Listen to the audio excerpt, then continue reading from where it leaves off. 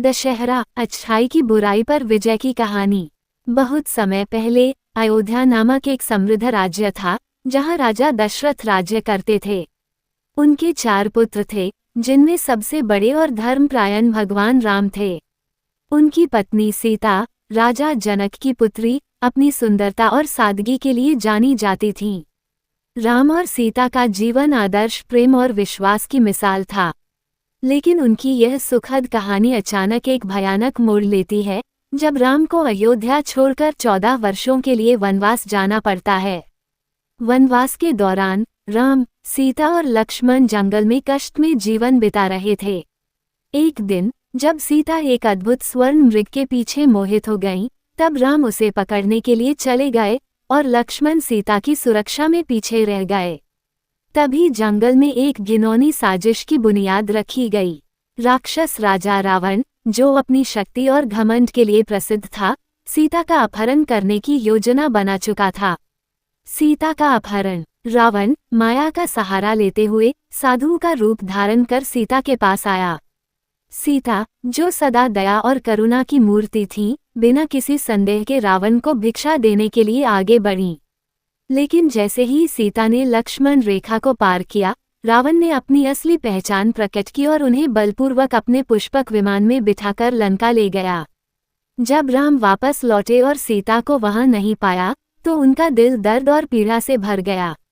उन्होंने हर पेड़, हर झाड़ी में अपनी सीता को पुकारा, लेकिन कोई जवाब नहीं मिला। लक्ष्मण और राम की व्याकुलता ने सारा जंगल स्तब्ध कर दिया। उनकी आंखों में आंसू और दिल में आक्रोश था, लेकिन उन्हें ये समझ में नहीं आ रहा था कि आखिर यह भयावह घटना किसने अंजाम दी।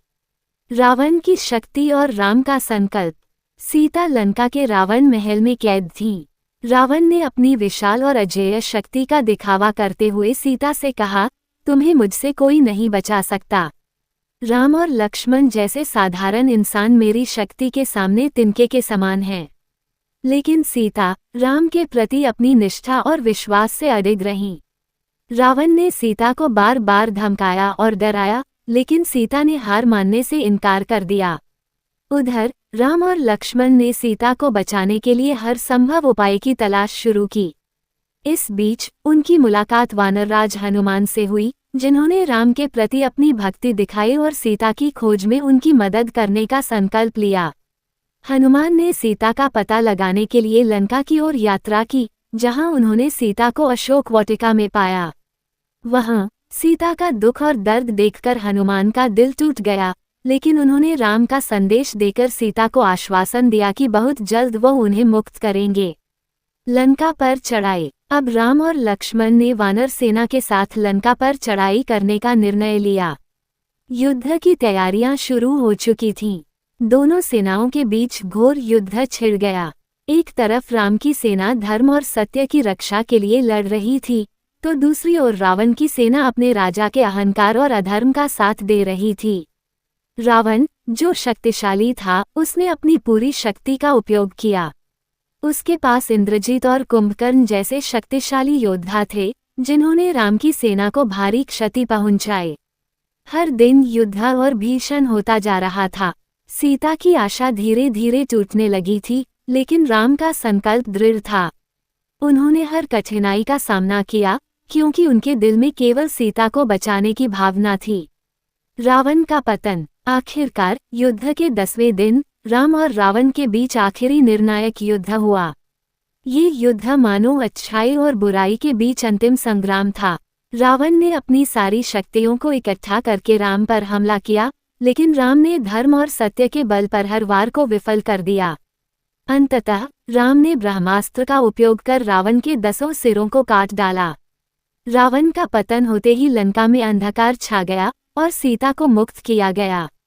राम ने ये संदेश दिया कि चाहे बुराई कितनी भी बड़ी हो, अच्छाई हमेशा विजयी होती है। रावण का अंत अधर्म और अहंकार के विनाश का प्रतीक बना। दशहरा का संदेश। जब राम सीता को लेकर अयोध्या लौटे, तब सारे नगरवासियों ने उनका भव्य स्वागत किया।